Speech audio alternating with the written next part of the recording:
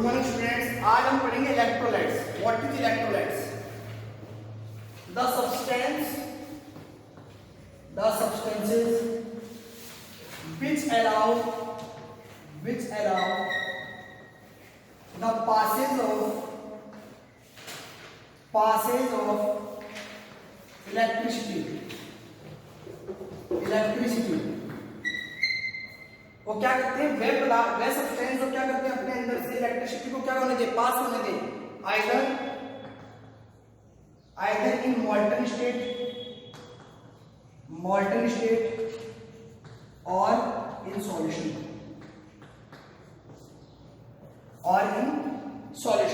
तो देखिए इलेक्ट्रोलाइट्स क्या होते हैं। इन्होंने कहा ये करंट को क्या होने देते हैं, पास होने देते हैं अपने अंदर से मॉल्टन स्टेट में और सॉल्यूशन में, या मैं कहता हूं कि लिक्विड फेज में और मोल्टन फेज में। मोल्टन फेज क्या होती है, ना तो यहाँ पे पूरी तरीके से लिक्विड होता है, ना ही क्या होता है सॉलिड फेज होती है। ये बिटवीन होती है सॉलिड एंड लिक्विड फेज की, तो इसको हम क्या कहते हैं, मोल्टन स्टेट बोलते हैं। तो यहाँ पर अगर इसमें इलेक्ट्रिसिटी पास हो जाए इस अवस्था के स्टेज के अंदर या स्टेट के अंदर, तो उसको हम क्या कहते हैं, इलेक्ट्रोलाइट्स। जैसे कि एग्जांपल देखते हैं हम NaCl। यदि NaCl की अगर आप बात करो तो ये मान लीजिए आपके पास सॉलिड फॉर्म में है, सॉलिड स्टेट में है, लिक्विड स्टेट में है, या सॉल्यूशन बनाएंगे तब आप, तो यहां पर तो ये आपको क्या नहीं करता, कंडक्टिविटी शो नहीं करता, तो ये कैसा होता है, इंसुलेटर होता है, इंसुलेटर। जबकि लिक्विड स्टेट और मोल्टन स्टेट में ये क्या होता है, ये कंडक्टर होता है। ऐसे सब्सटेंस को हम क्या कहते हैं, इलेक्ट्रोलाइट्स कहते हैं। आप NaCl को लीजिए, उसको डिसॉल्व कीजिए, एक कंडीशन ले आइए जहां पे मॉल्टन स्टेट हो, तो आप देखिए वहां पे करंट का क्या हो रहा है, फ्लो हो पा रहा है उससे। लिक्विड स्टेट में ले आके तब भी करंट का फ्लो हो पाता है, लेकिन सॉलिड स्टेट में आप उसमें क्या नहीं कर सकते, करंट का फ्लो नहीं कर सकते, यानी वहां पे कैसे होते हैं, इंसुलेटर होते हैं। इसको हम क्या कहते हैं, इलेक्ट्रोलाइट्स। आगे देखिए नॉन इलेक्ट्रोलाइट्स।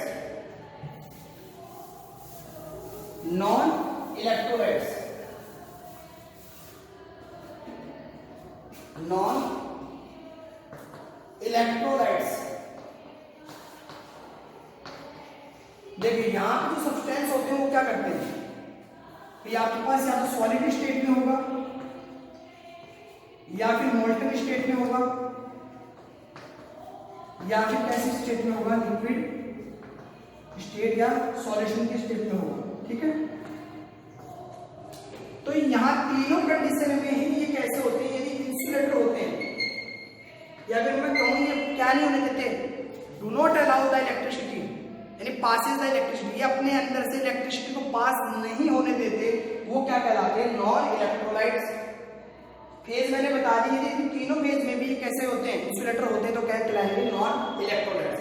एग्जांपल्स अगर आप देखना चाहें, एग्जांपल्स देखिए आप, शुगर, ग्लूकोज, यूरिया और अल्कोहल।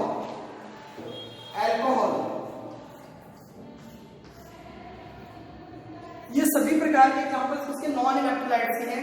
यदि अगर आप इनको सॉलिड फेज में भी देखो तो भी इलेक्ट्रिसिटी को पास नहीं होने देते, यदि आप इनको मोल्टन स्टेट या लिक्विड स्टेट में भी ले जाओ तो भी क्या नहीं होने देते, इलेक्ट्रिसिटी पास नहीं होने देते, उनको हम कहते हैं नॉन इलेक्ट्रोलाइट्स। आगे चलते हैं, क्लासिफिकेशन ऑफ इलेक्ट्रोलाइट्स कि कितने टाइप्स के होते हैं electrolytes.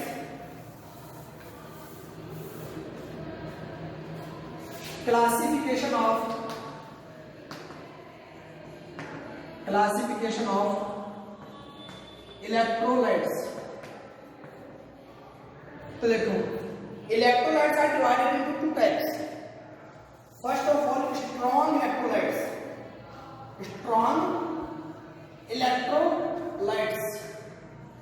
And second is weak electrolytes.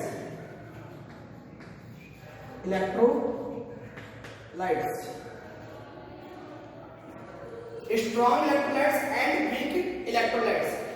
हम बात करते हैं व्हाट इज स्ट्रॉन्ग इलेक्ट्रोलाइट्स।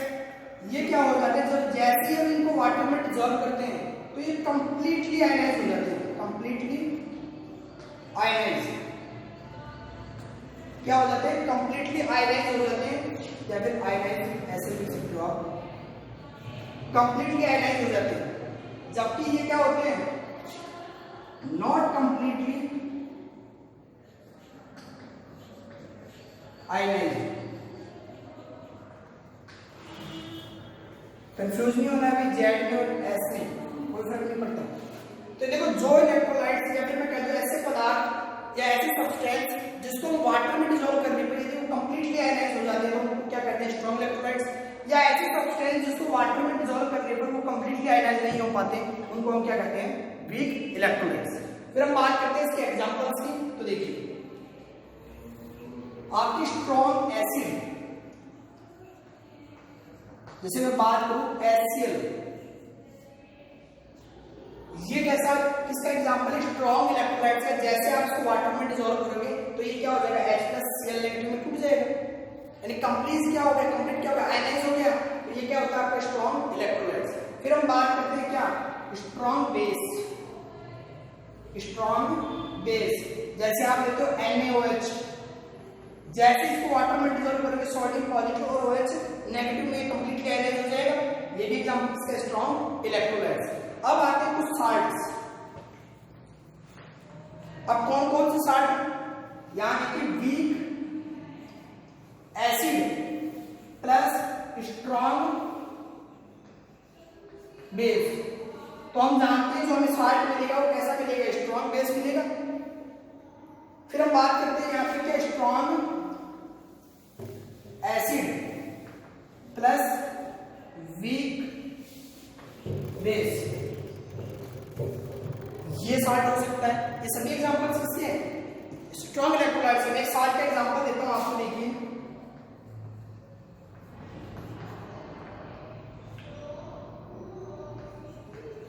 ये आप जानते हो आपके पास क्या है, strong acid, sorry strong base है आपके पास, और ये आपके पास क्या है, वीक एसिड। ये देखो वीक एसिड स्ट्रॉन्ग बेस का मैं क्या बनाऊंगा, साल्ट बनाना है मुझे। जैसे मैं यहां साल्ट बनाऊंगा तो H2 बाहर निकल जाएगा, क्या बनेगा आपके पास, CH3 COOH। तो ये किसके एग्जांपल्स हैं, स्ट्रॉन्ग इलेक्ट्रोलाइट्स के, यानी वाटर में डिसॉल्व करने पर ये कंप्लीटली क्या हो जाते हैं, आयनाइज हो जाते हैं, वो हमारे क्या कहलाते हैं, स्ट्रॉन्ग इलेक्ट्रोलाइट्स। अब बात करते हैं वीक इलेक्ट्रोलाइट्स के एग्जांपल। देखिए वीक एसिड, जैसे एग्जांपल हो गया आपके CH3 COOH, अभी देखा था हमने, ठीक है, इधर लिखिएगा नहीं सर, मैं इधर लिख रहा हूं यहां पे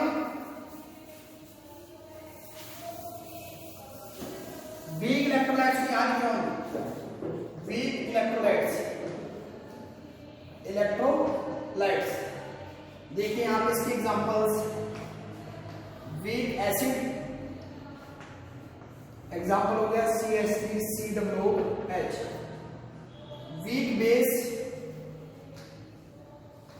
या फिर मैं बात करूं साल्ट्स की, तो साल्ट्स कैसे होंगे, weak acid plus weak base. ये एग्जांपल्स किसके होंगे, वीक इलेक्ट्रोलाइट्स के। आप एग्जांपल भी लिख सकते हो AlOH3, ये आपके पास एक साल्ट है वीक, ये कैसा है, वीक है, ये किसका उदाहरण है आपके पास, वीक इलेक्ट्रोलाइट्स का। फिर आप देखिए वीक बेस की अगर मैं बात करूं तो NH4OH। तो आपने क्या पढ़ लिया, क्लासिफिकेशन ऑफ इलेक्ट्रोलाइट्स। आपने पढ़ा two types of electrolytes, strong electrolytes and weak electrolytes. These substances which are completely ionized in water, वो क्या कहलाते हैं, हमारे स्ट्रॉन्ग इलेक्ट्रोलाइट्स, और जो कंप्लीटली आयनाइज नहीं होते वो क्या कहलाते हैं, हमारे वीक इलेक्ट्रोलाइट्स। फिर हमने उनके एग्जांपल देख लिए। स्ट्रॉन्ग में हमने देखा सभी स्ट्रॉन्ग एसिड, स्ट्रॉन्ग बेस, और साल्ट भी कैसा होगा, हमें स्ट्रॉन्ग मिले वही क्या होता है, उसके एग्जांपल्स होते हैं। और वीक के अंदर कैसे होंगे, सभी वीक होंगे। ये हमने पढ़ लिया था इलेक्ट्रोलाइट्स। अब हम देखेंगे फैक्टर अफेक्टिंग द, इनको फैक्टर अफेक्टिंग, कौन से फैक्टर इनको प्रभावित करते हैं इलेक्ट्रोलाइट्स को। फैक्टर अफेक्टिंग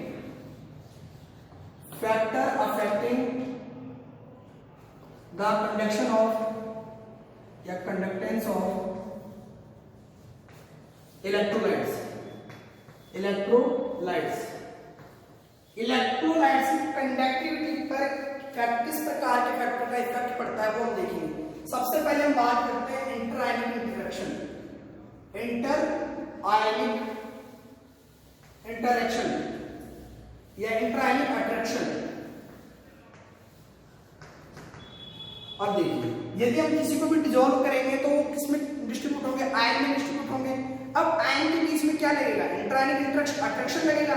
यदि मैं कह दूं वो अट्रैक्शन फोर्स जो हो रहा है वो ज्यादा होता जा रहा है, यानी इंक्रीज होते जा रहा है, तो अट्रैक्शन फोर्स इंक्रीज होगा तो आयन क्या करेंगे, पास पास आ जाएंगे। यदि मैं कह देता हूं सॉल्ट में आई इंटर आयनिक अट्रैक्शन, इसको मैंने बढ़ा दिया। अब ये बताइए जो आयन का जो मूवमेंट था वो कम हुआ है ज्यादा, और क्यों, क्योंकि जब पास पास आ गए यानी अट्रैक्शन कर रहे हैं, खींच रहे हैं, तो उनकी जो मोबिलिटी होगी, जो गतिशीलता होगी वो क्या हो जाएगी, कम हो जाएगी। तो यहाँ पे मोबिलिटी क्या हो जाएगी, मोबिलिटी क्या हो जाएगी, कम हो जाएगी। अब जैसे जैसे आयनों की मोबिलिटी कम हो गई यानी आयन मूव नहीं कर पा रहे हैं, तो उसकी कंडक्टेंस भी क्या हो जाएगी, कम हो जाएगी। क्योंकि हम जानते हैं फ्लो ऑफ आयन के कारण क्या होती है, इलेक्ट्रिसिटी प्रोड्यूस होती थी वहां पे। तो यहाँ लिख देते हैं कंडक्टेंस, कंडक्टेंस भी या कंडक्टिविटी भी क्या हो जाएगी, कम हो जाएगी। सेकंड पॉइंट की हम बात करते हैं solvation of ions, solvation of ions. इसमें लिखो these depend upon the interaction between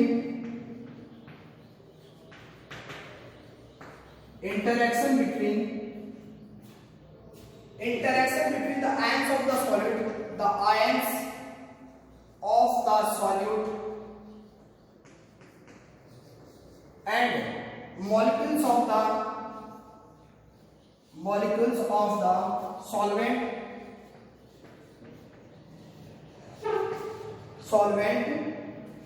are called solute solvent interaction।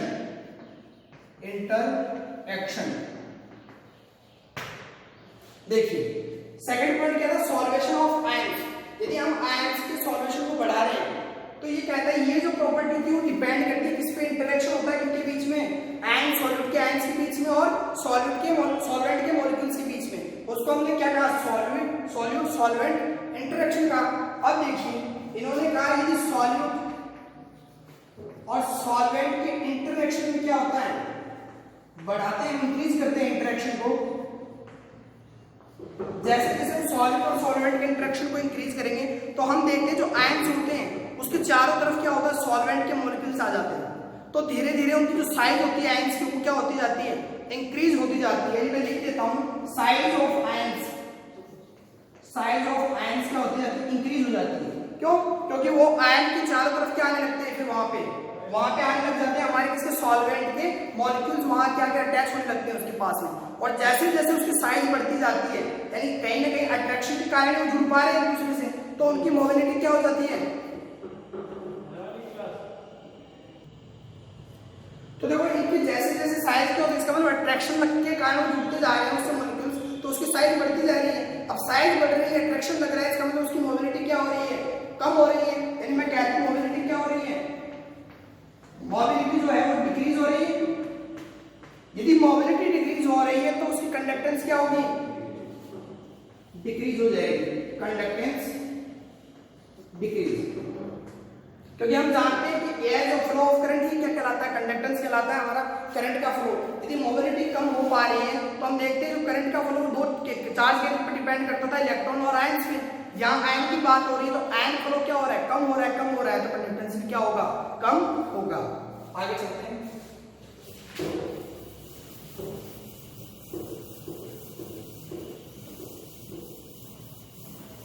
Third लेंगे हम viscosity of the solvent. Viscosity of the solvent. Viscosity of the solvent. तो देखो सबसे पहले हम समझते हैं विस्कोसिटी होती क्या है, व्हाट इज विस्कोसिटी। देखो अगर हम सामान्य भाषा में बात करें विस्कोसिटी का मतलब होता है गाढ़ापन। जिसको हम एक तरीके से आपकी मोल्टन स्टेट ले सकते हो।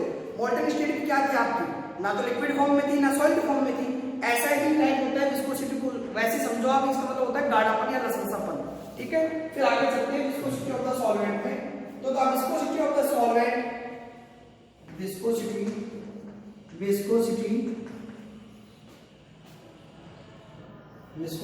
of the solvent depends upon the solvent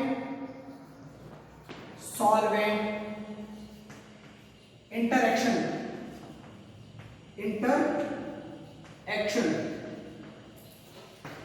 देखिए, जो विस्कोसिटी होती है सॉल्वेंट को डिपेंड करती है सॉल्वेंट इंटरेक्शन के ऊपर। अब देखिए, सॉल्वेंट के मॉलिक्यूल से दोनों के बीच में इंटरेक्शन हो रहा है, या तो वहां पे क्या होगा, रिपल्सन हो सकता है या फिर अट्रैक्शन हो सकता है। मैं कहता हूं आपको सॉल्वेंट और सॉल्वेंट के बीच में इंटरेक्शन क्या हो रहा है, इंक्रीज हो रहा है। सॉल्वेंट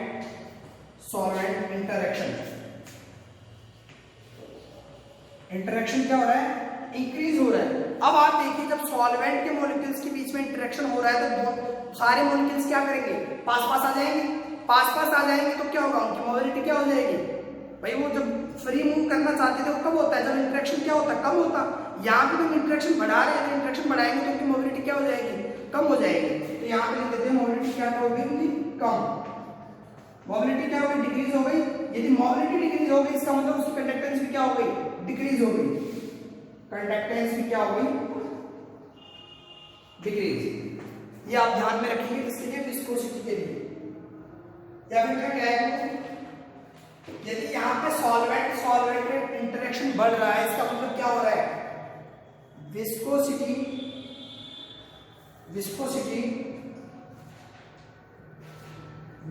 क्या हो रही है ऑफ सॉल्वेंट की, बढ़ रही है। तभी तो गाढ़ापन आता जाएगा कि सॉल्वेंट के मॉलिक्यूल पास आते जाएंगे, तो उसकी विस्कोसिटी क्या हो रही है, सॉल्वेंट की इंक्रीज हो रही है, जिसके कारण उसकी कंडक्टेंस क्या हो रही है, कम हो रही है या डिक्रीज हो रही है। ये देखिए हमने कितने 3 पॉइंट। 4th पॉइंट हम बात करते हैं कंसंट्रेशन ऑफ सॉल्यूशन की। 4th पॉइंट हमारा है concentration of solution. 4th point हमारा कंसंट्रेशन ऑफ सॉल्यूशन। अब सबसे पहले हमें पता होना चाहिए व्हाट इज कंसंट्रेशन। हमने कहा था कि सॉल्वेंट के अंदर कितनी मात्रा में, कितने नंबर्स में प्रेजेंट है सॉल्यूट, यानी किस पे डिपेंड करती है, कंसंट्रेशन सॉलिड पे डिपेंड करती है कि वो कितने मोल्स प्रेजेंट है, जो आपने सॉल्यूशन लिया है उसके अंदर कितने मोल सॉलिड के प्रेजेंट है, उसी को आप कंसंट्रेशन कहते हो। अब यहाँ देखो, आपने जैसे जैसे कंसंट्रेशन को क्या किया, इंक्रीज किया।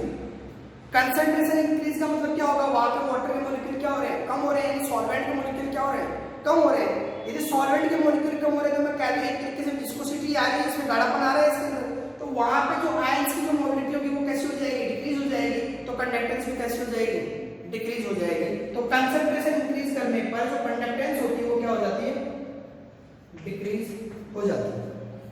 लेकिन हम बात करते हैं डायल्यूशन की। डायल्यूशन, जैसे जैसे आप डायल्यूशन को बढ़ाते हो इसका मतलब आप क्या कर रहे हो, अमाउंट ऑफ सॉल्वेंट को इंक्रीज कर रहे हो। सॉल्वेंट क्या होगा, इंक्रीज होते जा रहे हैं तो नंबर्स ऑफ आयंस भी क्या होंगे, इंक्रीज होते जाएंगे। देखो यहाँ पे डायल्यूशन आप कर रहे हो तो मैं कह देता हूं डिग्री ऑफ डिसोसिएशन भी क्या होगा, इंक्रीज हो जाएगा। भाई जो भी आपने यहाँ पे क्या लिया है, सब्सटेंस लिया है, वो आयनाइज होना स्टार्ट हो जाएगा, यानी डिसोसिएशन होना स्टार्ट हो जाएगा। जब आप इसके डायल्यूशन को बढ़ा रहे हो तो इसका मतलब क्या हो रहा है, डिसोसिएशन बढ़ रहा है उसमें। अब डिसोसिएशन बढ़ रहा है यानी आयन ज्यादा मात्रा में बन रहे हैं और सॉल्वेंट आपके पास बहुत ज्यादा मात्रा में है, तो वो आयंस मूवमेंट क्या करेंगे, इंक्रीज होगा आयंस का मूवमेंट के बीच में। यदि आयंस के बीच में इंक्रीज होगा क्या मूवमेंट, तो यहाँ पे कंडक्टेंस भी क्या हो जाएगी, इंक्रीज भी क्या हो जाएगी, इंक्रीज। यानी आप सीधे भाषा में समझो, यदि कंसंट्रेशन को आप बढ़ाते हो तो कंडक्टेंस क्या होती है, डिक्रीज। यदि कंसंट्रेशन को आप कम करते हो यानी डिक्रीज करते हो तो कंडक्टेंस क्या हो जाती है, इंक्रीज। ये ध्यान में रखना है आपको। 4th पॉइंट क्या था हमारा, कंसंट्रेशन ऑफ सॉल्यूशन। अब नेक्स्ट पॉइंट की बात करते हैं हम, टेम्परेचर।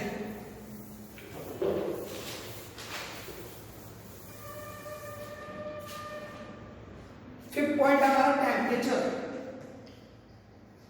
अब देखिए, यदि आपने टेम्परेचर को इंक्रीज किया, आपने कोई भी सॉल्यूशन लिया, वहां पे टेम्परेचर को जैसे ही आपने इंक्रीज किया तो जो आपके सॉल्यूट के जो मॉलिक्यूल्स थे उनके बीच की जो काइनेटिक एनर्जी थी वो क्या हो जाएगी, इंक्रीज हो जाएगी। इसका मतलब क्या हो रहा है, काइनेटिक एनर्जी क्या हो रही है, इंक्रीज हो रही है। जब आपने टेम्परेचर को इंक्रीज किया और काइनेटिक एनर्जी इंक्रीज हो रही है, क्यों, ड्यू टू यहाँ पे फोर्स ऑफ अट्रैक्शन क्या हो जाता है, फोर्स ऑफ अट्रैक्शन डिक्रीज हो जाता है। यानी मैं कह दूं ये क्या हो जाता है, लो हो जाता है फोर्स ऑफ अट्रैक्शन, जिसके कारण उनकी काइनेटिक एनर्जी बढ़ती है। यदि फोर्स ऑफ अट्रैक्शन ज्यादा रहेगा तो वो क्या नहीं कर पाएंगे, गति नहीं कर पाएंगे, काइनेटिक एनर्जी नहीं बढ़ पाएगी उनकी। तो फोर्स ऑफ अट्रैक्शन क्या हो जाता है, वीक हो जाता है, और काइनेटिक एनर्जी क्या हो जाती है, इंक्रीज हो जाती है। और काइनेटिक एनर्जी यदि इंक्रीज हो रही है तो हम कह सकते हैं उसकी मोबिलिटी जो हो रही है वो क्या हो गई, इंक्रीज हो गई। अब मोबिलिटी यदि इंक्रीज हो रही है, आयंस का फ्लो क्या हो रहा है, इंक्रीज हो रहा है, तो उनकी कंडक्टिविटी भी क्या हो जाएगी,